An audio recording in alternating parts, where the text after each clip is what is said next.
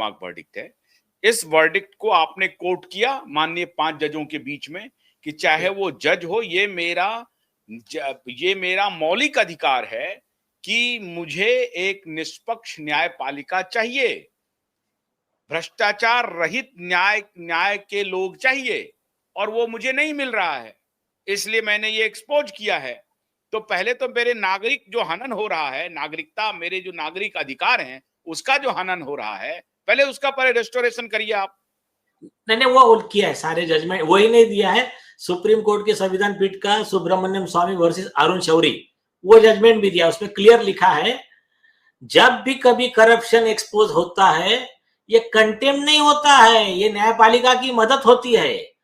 ये और कंटेम्प्ट का लॉ कोई भ्रष्ट जज और अकार्यक्षम जज, इनकम्पिटेंट जजेस जो है, भ्रष्ट है, उनकी बेईमानी छुपाने के लिए कवर अप बोल के कंटेम्प्ट नहीं है। वो तो सुप्रीम कोर्ट ने 50 बार क्लियर किया है।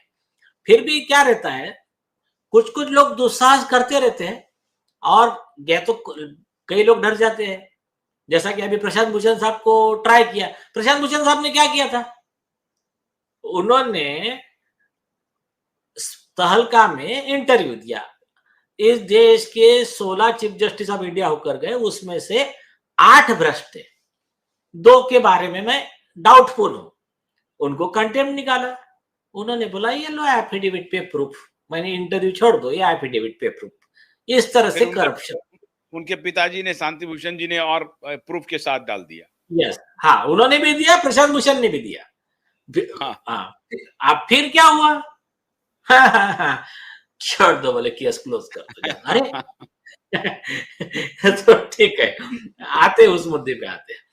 इसका क्या हो गया, यशवंत वर्मा का घर में पैसा निकला, कोर्ट की कमेटी इंक्वायरी कर रही है, हाँ बोले ये गलत है, इसका जुडिशियल वर्क निकालो।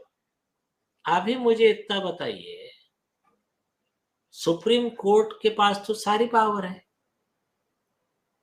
तो जब सीजे संजीव खन्ना साहब ने पाया कि वो आदमी ये मिसकंडक्ट का आरोपी है, उसके जुडिशियल वर्क निकाल लिए, उनके खिलाफ में इम्पीचमेंट फॉरवर्ड कर दिया राज्यसभा को।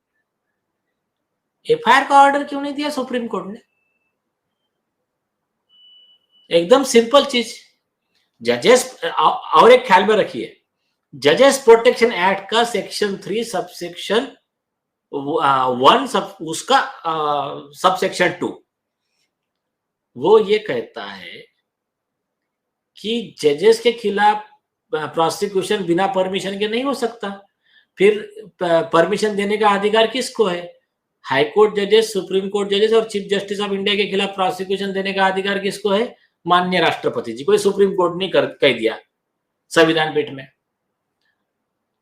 अब उसमें एक लिख दिया के वीरास्वामी ने कि राष्ट्रपति लेकिन चीफ जस्टिस ऑफ इंडिया की सलाह लेकर इसमें आगे बढ़े। ठीक है, अब आपके पास ही मैटर आ गया, तो आपका जिम्मेदारी नहीं था, आप फॉरवर्ड कर देते राष्ट्रपति जी को एक पत्र कि इसमें प्राइमा फैसी आप सीबीआई को इसमें एफआईआर रजिस्ट्रेशन का ऑर्डर दे दीजिए। ऐसा ही जस्टिस निर्मल यादव का हुआ था। जस्टिस निर्मल यादव ने एक ऑर्डर पास करने के लिए 25 लाख रुपए मांगे, 15 लाख रुपए पहुंचाए गए, पहले लिए और बाद में 10 लाख पहुंचाए गए। पहुंचाना था जस्टिस निर्मल यादव के घर पे, वो देने वाला पहुंच गया जस्टिस निर्मलजीत कौर के घर पे।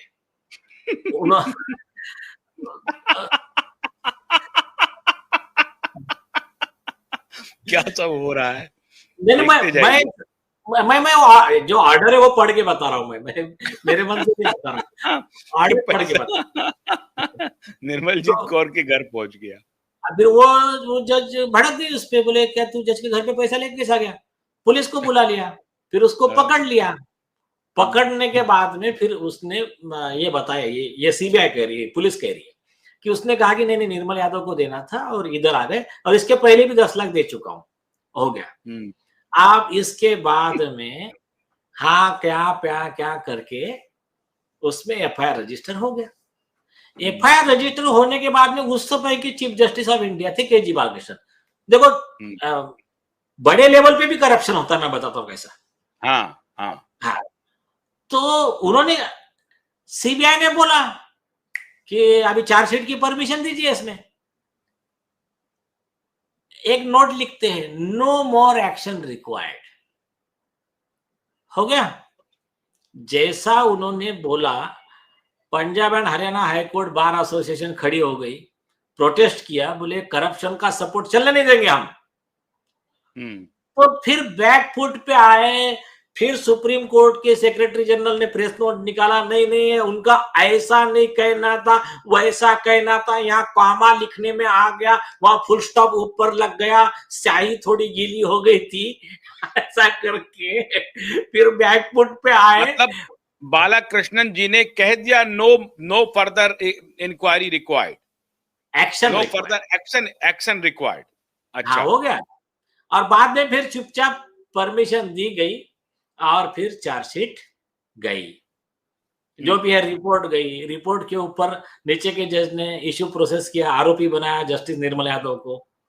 जस्टिस निर्मल यादव उस ऑर्डर को लेके चैलेंज करके क्या बोलने गई कि ये जो है ना, पहले मेरे मैटर में सैंक्शन नहीं दिया था और बाद में सैंक्शन दिया, तो इसके लिए इसको खारिज कर दो। तो हाई कोर्ट ने ओपनिंग वर्ड लिखा, वो सारे जजेस के लिए बहुत इंपॉर्टेंट है। बोले whosoever high you are, law is above you, expectation of public for rule of law is above you, the king is under no one except God and the law। तो उसमें कहा कि आप कितने भी बड़े रहो, आप कानून से ऊपर नहीं हो, आप हाईकोर्ट जज हो कि और कोई रहो, तो कोई ही कानून के ऊपर नहीं है, ऐसा कहकर जस्टिस निर्मल यादव की पिटीशन 2011 में खारिज कर दिया था हाईकोर्ट। तो अभी देखिए, दो चीजें इसमें गौर करने लायक है। आम आदमी की न्याय की लड़ाई और जुडिशियरी का, एग्जीक्यूटिव का, जिनके हाथ में हमने जिम्मेदारी दी है, उनका विल, उनकी इच्छा कि इसको ईमानदारी को ज्यादा बढ़ाने का, करप्शन को कम करने का, ये एक बहुत सिंपल चीज है। और इसके लिए एक होता है लिप सर्विस। सुप्रीम कोर्ट ने बोला, बोले कई मैटर में क्या होता है, जजमेंट में सिर्फ लिप सर्विस दी जाती। बोले अच्छा अच्छा ऐसा हो गया क्या, नहीं नहीं पुलिस ने ऐसा नहीं करना चाहिए था आपके साथ, कोई बात नहीं, पुलिस को है अगली बार से ऐसा नहीं करना है। और जैसा दिशा सालन का केस है, नहीं नहीं आपने एफआईआर नहीं किया, आपने पूरे सबूत नष्ट कर दिए, आदित्य ठाकरे को अरेस्ट नहीं किया, नहीं नहीं ठीक है अगली बार से ऐसा नहीं करना, मैं बहुत वार्निंग दे रहा हूं आपको, चलो केस ओके। तो बोले ये जो लिप सर्विस एफआईआर नहीं हो रहा है, कोई बात नहीं कोई बात नहीं, लेकिन अगली बार से ऐसा मत करना। किसी को अरेस्ट नहीं किया, एक्सीडेंटल डेथ रिपोर्ट है, कुछ भी हो गया, लेकिन आपने किसी को अरेस्ट नहीं किया, कोई बात नहीं कोई बात नहीं कोई बात नहीं, यही चल रहा है। मार्च से लेकर नवंबर हो गया, दिसंबर आ गया, नहीं ठीक है, यही चल रहा है। तो सुप्रीम कोर्ट ने कहा ये लिप सर्विस वाले दुकानदारी बंद करो। डीके बसु के केस में कहा, बोले अगर किसी व्यक्ति के फंडामेंटल राइट का वायोलेशन हुआ, सरकार बाइंडिंग है उसको कॉम्पेंसेशन देने को, उसका समय का, को वकील का खर्चा, मेंटल टॉर्चर, हरासमेंट, सारा कॉम्पेंसेशन सरकार देंगी। और जो भी दोषी अधिकारी है, दोषी अधिकारी में किसके किसके खिलाफ ऑर्डर हुई है, बोले पहले सरकार देंगी और दोषी अधिकारी से वसूल करेंगी। उसमें फिर तुम्हारा पुलिस हो, सरकारी वकील हो, तहसीलदार हो, जज हो, चीफ जस्टिस हो, कोई भी हो, उन सब से क्योंकि सरकार देंगी मतलब कोई सरकार का खुद का पॉकेट तो है नहीं, कॉमन मैन का टैक्स पेयर का पैसा है, सुप्रीम कोर्ट ने बहुत क्लियर कर दिया। तो ये बेसिक फ्रेमवर्क कॉमन मैन को समझना चाहिए। अब आते हैं मुद्दे पे कि देखो आदमी गुस्सा हो जाता है। बीच में क्या किया, वो एक एडवोकेट है क्या जो भी है, उन्होंने जाकर चीफ जस्टिस ऑफ इंडिया को चप्पल फेंक दी, गवई साहब गलत किया। मेरा क्या कहना है, देखो मैं वो कंट्रोवर्सी में नहीं जाना चाहता कि गवई साहब ने क्या कहा और उसको गुस्सा क्या है, मैं उस पर नहीं जाना चाहता। मैं क्या कहना चाहता हूं कि ऐसा मान के चलिए कि गवई साहब ने कुछ गलती कर ली, की नहीं की वो अलग बात, किसी को लगा कि एक जज ने कुछ गलती की है, तो ये गलती हुई है मतलब अन्याय हुआ है ना, लॉ के कानून के खिलाफ काम हुआ है।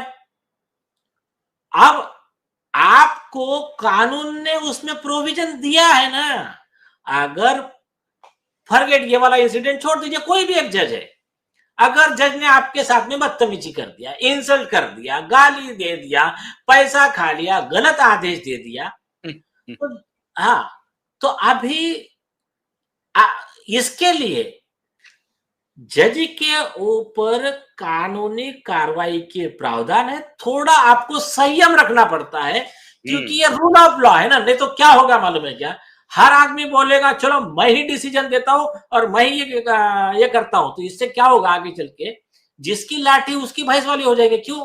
कि जो पावरफुल बन जाएगा, हाँ, फिर जो पावरफुल है वो ले लेगा। फॉर एग्जाम्पल कि अगर हर आदमी बोलने लगा कि मैं ही न्याय करता हूं, तो अभी समझो आदित्य ठाकरे के पास में 100 गुंडे खड़े हैं, तो सतीश हल्यान जी उससे जाकर लड़ नहीं पाएंगे ना, नहीं ले पाएंगे, तो नहीं लड़ पाए ना, नहीं लड़ पाए, जब तक राज सत्ता में सब कुछ क्लोज कर दिया। हाँ, तो फिर इसके लिए बेस्ट वे क्या है, आज उनको घुटनों पे किसने लाया, कोर्ट ने, लॉ ने लाया ना, लॉ पे लाया।